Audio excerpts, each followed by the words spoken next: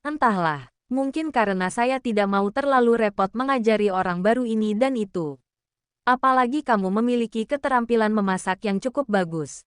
Ya setidaknya makanan khas Timur Tengahmu sangat lumayan dibanding orang lain. Ujar Rashid. Hafa entah kenapa tersenyum mendengarnya. Jadi salting sendiri. Sore harinya Hafa pun segera pulang bersama Dania.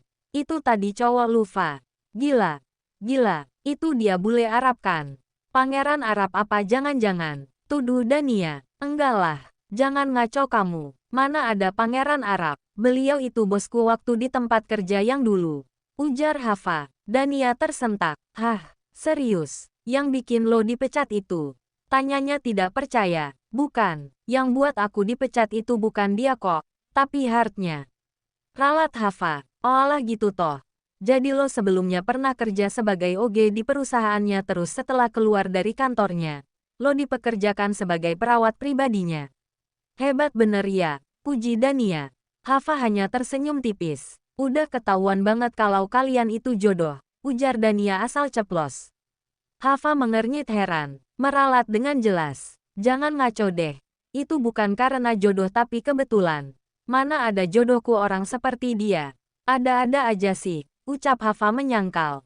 Benar nih. Enggak nyesel ngomong gitu. Tanya Dania. Enggak. Tandas Hafa. Kenapa sih enggak mau? Ya udah deh buat gue aja ya. Gue janji deh bakal jadi istri yang solehah. Perhatian dan selalu setia berada di sampingnya.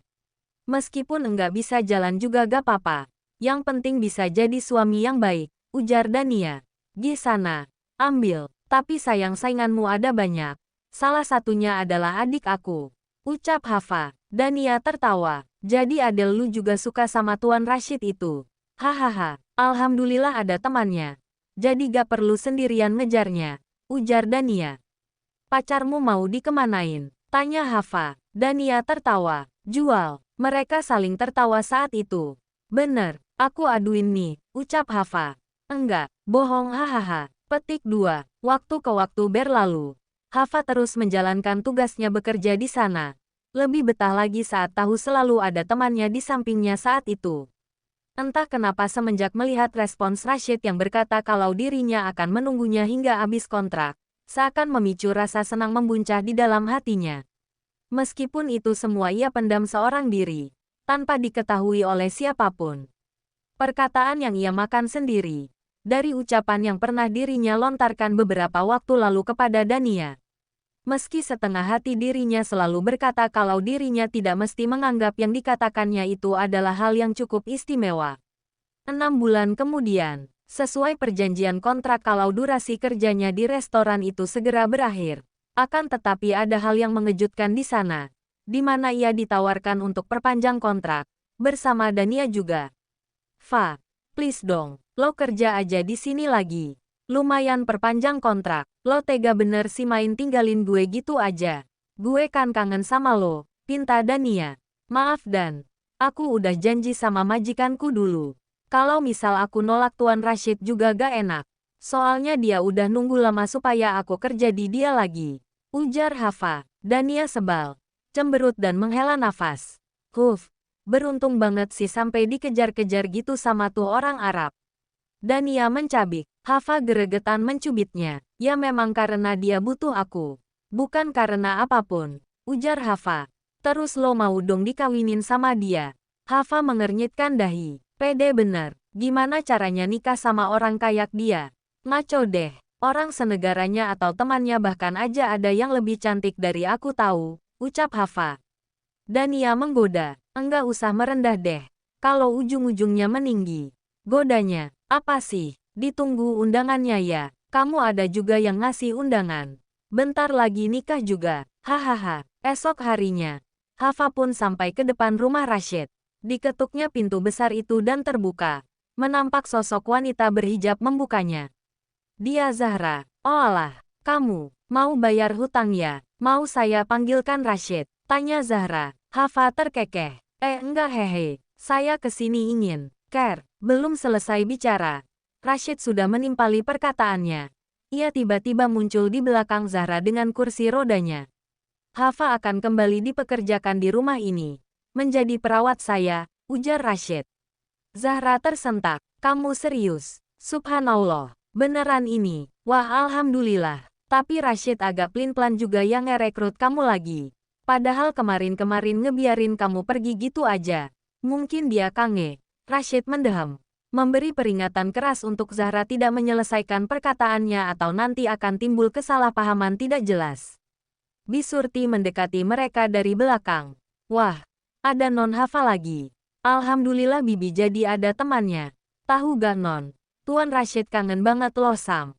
Rashid kembali mendeham keras. Seketika Bisurti pun langsung menghentikan bicaranya. Zahra dan Hafa pun jadi tertawa melihat itu.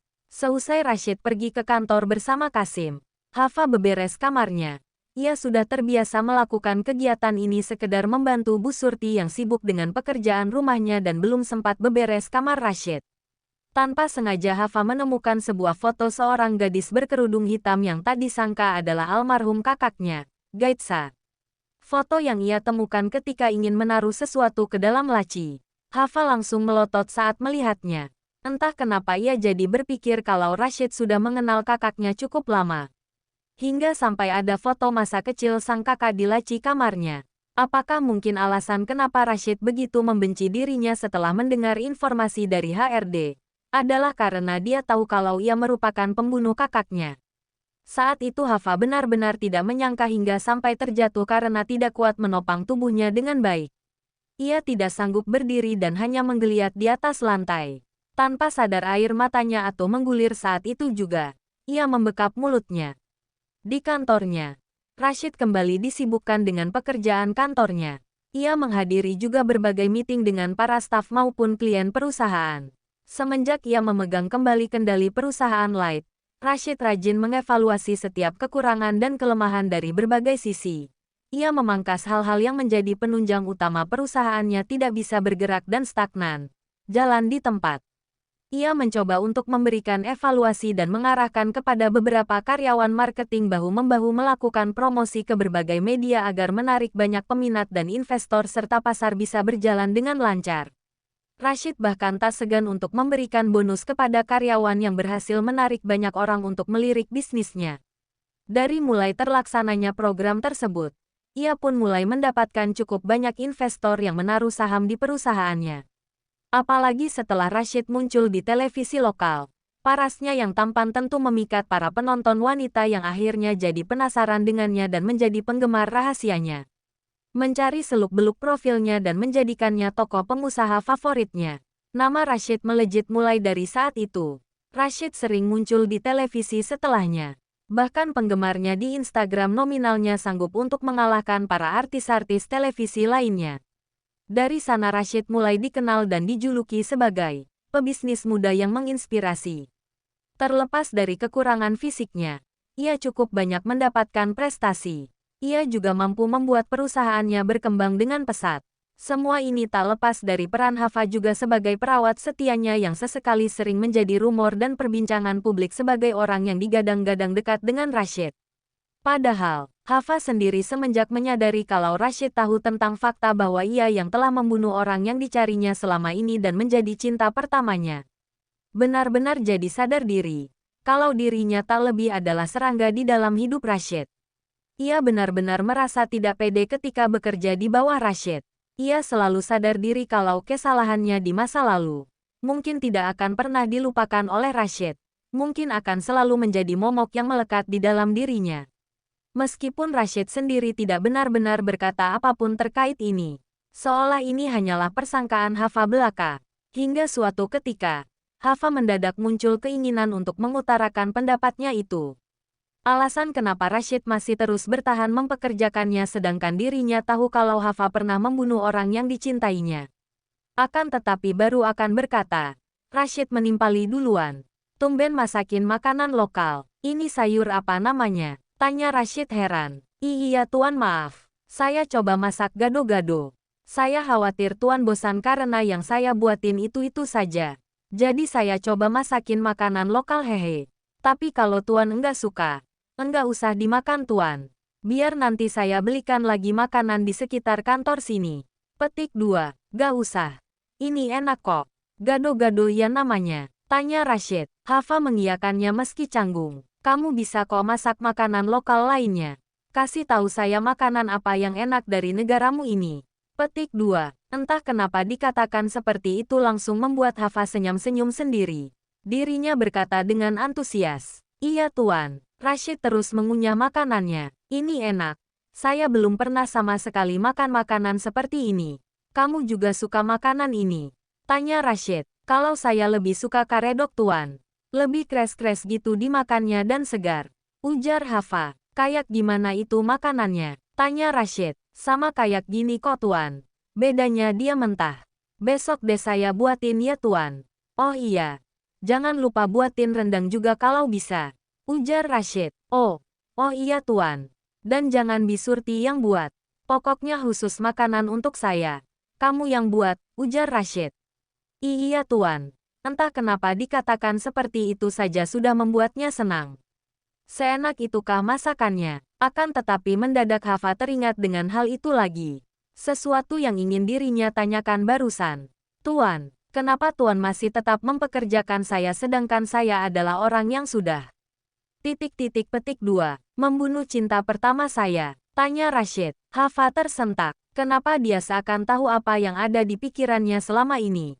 Saya pun tahu kamu selalu murung ketika ditanya-tanya tentang kakak kamu.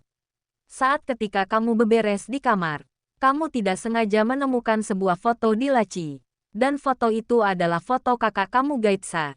Saya menyadari itu semua. Hava terheran-heran. Bagaimana bisa dia tahu padahal dirinya tidak ada di kamarnya saat itu. Dirinya sedang berada di kantor. Tapi kenapa dia bisa tahu?